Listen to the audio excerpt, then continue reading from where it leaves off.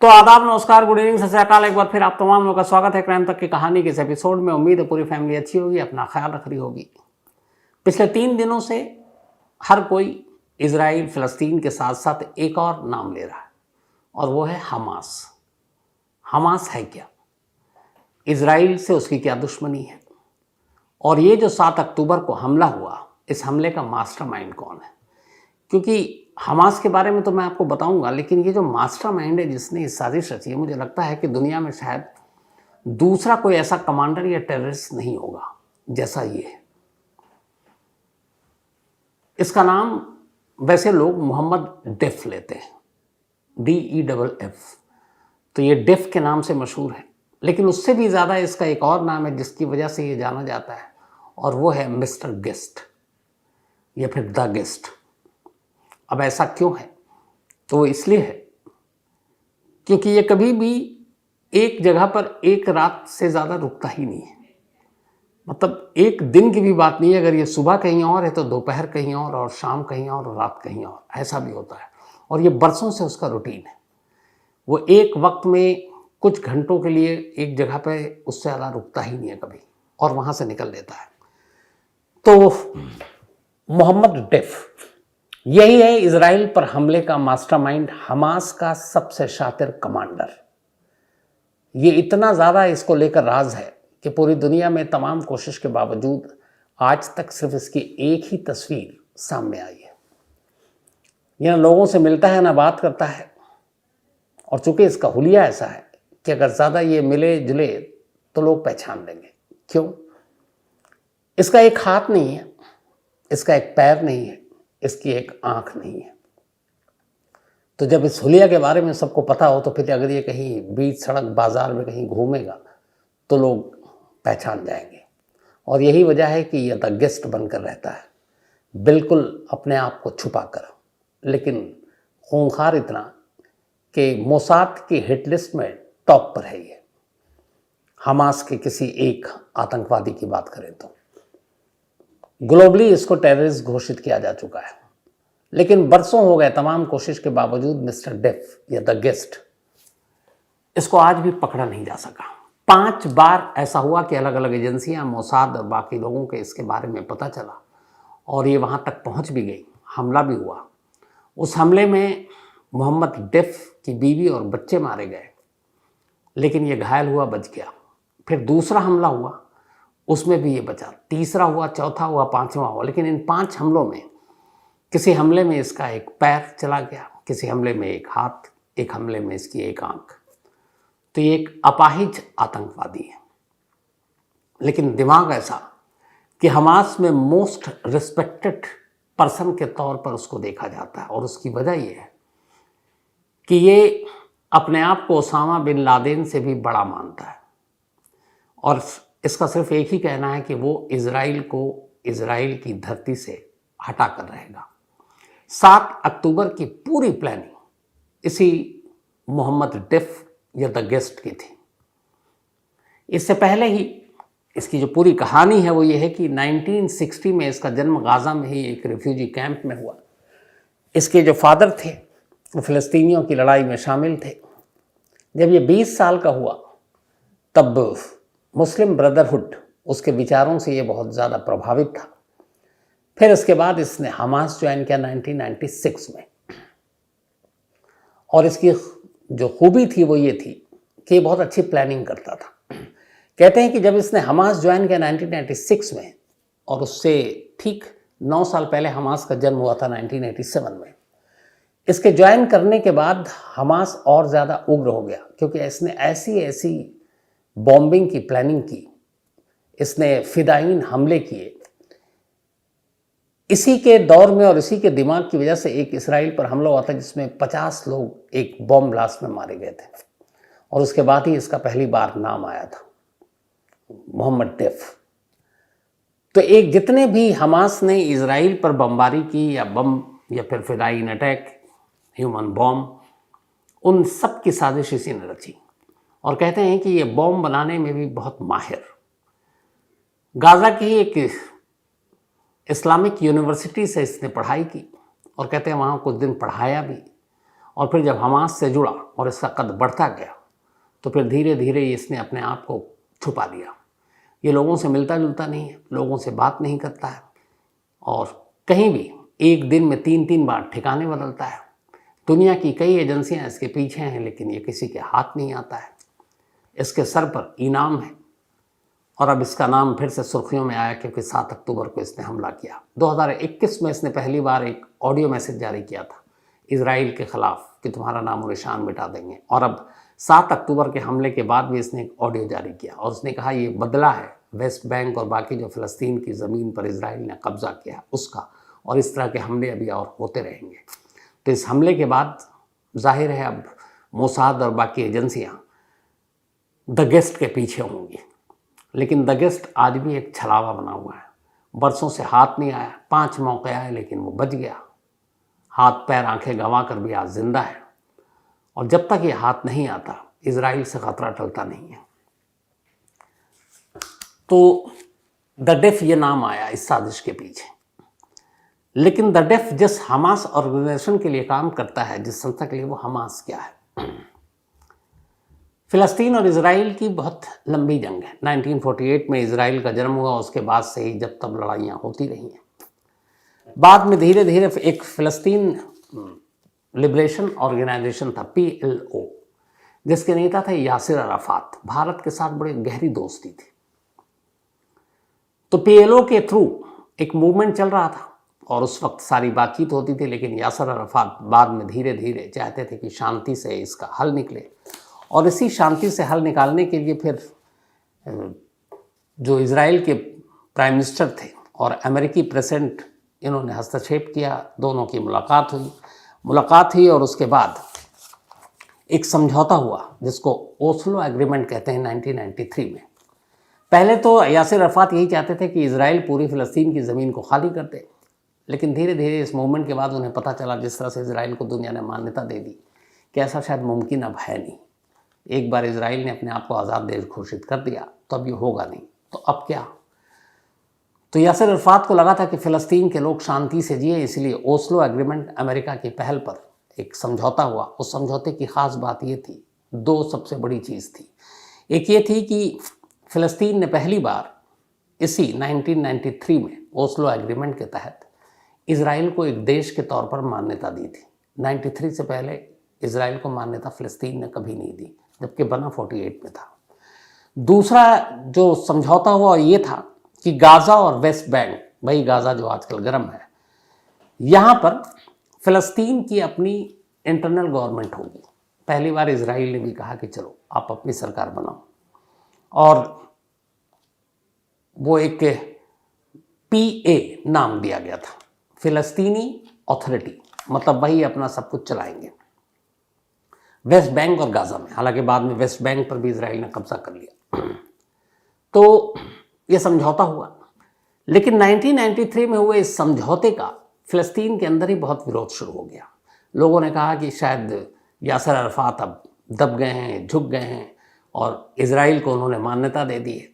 तो एक तबका उनके सपोर्ट में था, एक तबका विरोध में था, और जो विरोध में था उनमें से एक हमास था। 1987 में जब ये सारी चीज़ें चल रही थी, अभी एग्रीमेंट हुआ नहीं था, उधर यासिर अराफात लड़ रहे थे, लेकिन वो एक तरह से नरम दल हो चुके थे। तो गर्म दल के तौर पर 1987 में हमास का जन्म हुआ। अब हमास है क्या? हरकतुल मुकावामा अल इस्लामिया, यानी कि HAMAS। तो हरकतुल मुकावामा अल इस्लामिया, ये है हमास का फुल फॉर्म। अगर इसको शॉर्ट में कहें तो इसका मकसद, जो उनका टारगेट और लक्ष्य था, वो ये है कि इस्लामी प्रतिरोध आंदोलन। इस हमास का गठन हुआ। अब मकसद क्या? दिसंबर 1987 में इसका गठन हुआ था। वो तमाम लोग जो इजराइल को फ़िलिस्तीन की धरती से बाहर खदेड़ना चाहते थे, वो हमास के साथ जुड़े, लेकिन ये बल के जरिए, ताकत के जरिए इजराइल को पछाड़ना चाहते थे। धीरे धीरे हमास, जब यासिर अराफात का समझौता हुआ, तो सबसे मुखर विरोधी हो गया कि ऐसा नहीं हो सकता, हम इजराइल को अपनी धरती नहीं देंगे। तो हमास यासिर अराफात के ख़िलाफ़ यासिर अरफात के खिलाफ ही अब उसने एक तरह से लड़ाई भी शुरू कर दी। अब इधर एक खबर ये भी है, बल्कि खबर की एक पूरी रिपोर्ट है। आपने देखा होगा दुनिया में जितने भी बड़े आतंकवादी संगठन होते हैं उनको कोई ना कोई एक देश पैदा करता है, चाहे वो अलकायदा, ओसामा बिन लादेन। ये वही ओसामा बिन लादेन है, जब रूस का अफगानिस्तान पे कब्जा था तो अमेरिका ने ओसामा को पुश किया, हथियार दिए कि तुम जाओ, ताकि, क्योंकि अमेरिका और रूस की दुश्मनी थी। ओसामा पहुंच गया अफगानिस्तान इस्लाम के नाम पर, रूस फिर निकल गया। लेकिन रूस निकल गया तो फिर एक बार हथियार हाथ में आ चुका था, अमेरिकन हथियार थे। अब ओसामा अमेरिका के खिलाफ हो गया कि तुम एंटी इस्लामी हो और यहाँ पे तो अब इस्लामिक हुकूमत चलेगी, और वो उसके बाद तालिबान का जन्म हो चुका था। तो ओसामा और अलकायदा को एक तरह से पैदा करने वाला अमेरिका था। आईएस आ जाइए। जब सीरिया में गृह युद्ध चल रहा था, तो सीरिया में जब गृह युद्ध चल रहा था तो वहाँ भी रशिया पहुँच गया। वो जो असद अल बशर सीरिया के राष्ट्रपति थे, पुतिन साहब के दोस्त, तो सीरिया में जो गृह युद्ध छिड़ा, जो दूसरी पार्टी थी उसके खिलाफ रूस ने सीरिया की मदद कर दी। अब ऐसे में अमेरिका ने कहा कि यहाँ पे भी किसी को तैयार करते हैं। तब उसने बगदादी को तैयार किया और बगदादी को उसने हथियार दिए, बाकायदा ट्रेनिंग दी और कहा कि तुम जाओ, तुम सीरिया में लड़ाई करो। और इस तरह से बगदादी का जन्म हुआ। इसके पीछे भी अमेरिका था। ऐसे ना मालूम कितने हैं जिसको अमेरिका ने जन्म दिया, बाद में वही लोग उसके खिलाफ हो गए, क्योंकि कहते हैं कि एक बार किसी के हाथ में हथियार आ जाए तो वापस लेना बड़ा मुश्किल काम होता है। तो एक दौर था जब पीएलओ के खिलाफ हमास हुआ, तो इजराइल ने ही हमास का सपोर्ट किया था। मोसाद उस वक्त हमास का सपोर्ट कर रहा था, उनको हथियार भी दे रहा था कि चलो तुम क्योंकि 93 से पहले समझौता नहीं हुआ था। और यासिर अरफात एक बहुत बड़ा चेहरा, एक बहुत बड़े लीडर जिनकी वर्ल्ड में एक तरह से इज्जत थी। तो इजराइल को ये लगता था कि कहीं यासिर अरफात के चक्कर में दुनिया दबाव में आकर इजराइल पे ही कुछ गलत फैसला न ले ले। तब उसने कहा कि हमास नया संगठन, उसने कहा तुम यासिर अरफात को कमज़ोर करो। तो एक तरह से एक वक्त ऐसा था जब इजराइल हमास की मदद कर रहा था। लेकिन फिर ये समझौता हुआ और 2004 में यासिर अरफात की मौत हो गई। अब जब यासिर अरफात की मौत हो गई तो उनकी मौत के बाद अब पीएलओ में कोई ऐसा बहुत बड़ा चेहरा बचा नहीं था जो फ़लस्तीन को आगे ले जा सके। हालांकि मौत के बाद यासिर अरफात के एक दूसरे जो उनके बनाए गए महमूद अब्बास, लेकिन वो कद काठी, वो ताकत, वो एक्सेप्टेंस नहीं था उनका जो यासिर अरफात का था। 2004 की बात है ये। और बस यहीं पे हमास को मौका मिल गया, क्योंकि अब तक उसे लगता था यासिर अरफात, फ़लस्तीन की जनता एक बहुत बड़ा तबका यासिर अरफात को मानती थी। अब यासिर अरफात इस दुनिया में नहीं, बाकी कोई चेहरा नहीं। हमास ने क्या किया, अब धीरे धीरे वो इजराइल के ख़िलाफ़ हमले बोलने लगा। पहले फ़लस्तीनी पत्थरों से लड़ते थे इजराइल से, हमास ने अब हथियारों का सहारा लेना शुरू किया। वो बॉम्ब लेता, इसकी मदद ईरान करता। धीरे धीरे उसके कई हज़ार लड़ाके तैयार हो गए, जैसे मोहम्मद डेफ या द गेस्ट तौर पर। और इनका मकसद ये था कि इजराइल से एक एक इंच ज़मीन वापस लेना। तो बाहर से इनको बहुत सारे देश ने मदद करना शुरू किया और हमास ने इसके बाद एक एक कर, हमास का असल में जो एक तरह से जब इनका मतलब वहाँ पे पॉपुलैरिटी हुई 1993 में, एक इसी फ़िलिस्तीन के अंदर कुछ लोग फ़लस्तीनी जो थे वो प्रदर्शन कर रहे थे इजराइल के ख़िलाफ़ और यरूशलेम में। तो जब प्रदर्शन कर रहे थे तो वहाँ पर इजरायली सैनिक आ गए और उन्होंने गोली चला दी। जब गोली चलाई तो 4 फ़लस्तीनी मारे गए इस इंसिडेंट से, क्योंकि आमतौर पर पत्थरों का मुकाबला पत्थरों से हो जाता है, पर ये पहली बार था जब उकसाया तो गोली चली, 4 फ़लस्तीनी की मौत हो गई। इस इंसिडेंट को फ़लस्तीन ने उठा लिया और इसके बाद फिर फ़लस्तीन ने एक आंदोलन शुरू कर दिया और वो आंदोलन जो था उसका नाम रखा था इंतिफादा। इंतिफादा मतलब कि एक बहुत बड़ा मुहिम जो किसी को भी झकझोर कर रख दे। तो पहले इन्होंने इंतिफादा मुहिम चलाई, उसमें बहुत सारे नौजवान जुड़ते गए, सब एंटी इजरायली थे जो कि काम ही वही था। तो इस इंतिफादा आंदोलन से हमास की एक पैड बनी, एक पहचान बनी।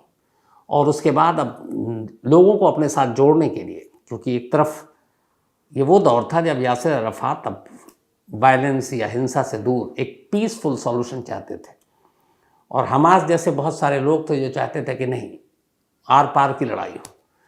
तो यासिर अराफात धीरे धीरे बदल रहे थे और हमास धीरे धीरे अपना तेवर बढ़ा रहा था। उसका तो उसने बमबारी शुरू कर दी, हमला शुरू कर दिया इजरायली सैनिकों पर, इजरायली नागरिकों पर। तो जो नौजवान पीढ़ी थी वो हमास की तरफ झुकती चली गई। धीरे धीरे ये होने लगा। 2006 में, अब चूंकि वो जो समझौता हुआ था 1993 ओस्लो एग्रीमेंट कि वेस्ट बैंक और गाज़ा में अब पीए होगा, यानी कि पैलेस्टाइन अथॉरिटी, फ़लस्तीन की अपनी सरकार। तो अभी तक पीएलओ चला रही थी फ़िलिस्तीन में सरकार, यासिर अराफात, पीएलओ उनकी पार्टी थी, लेकिन उनकी मौत 2004 में हो गई। 2006 में चुनाव हुआ फ़लस्तीन में, इसी गाज़ा पट्टी और वेस्ट बैंक लेकर। तब तक हमास अपने इस उग्र रूप की वजह से इतना ज़्यादा पॉपुलर हो चुका था कि गाज़ा में वो जीत गया, और गाज़ा में अब वो एक तरह से पावर में आ गया। 2006 की बात है ये, आज 2023 है। उसके बाद से आज तक हमास गाज़ा में एक तरह से हुकूमत कर रहा है। चुनाव फिर कभी नहीं हुए, चुनाव होते ही नहीं है।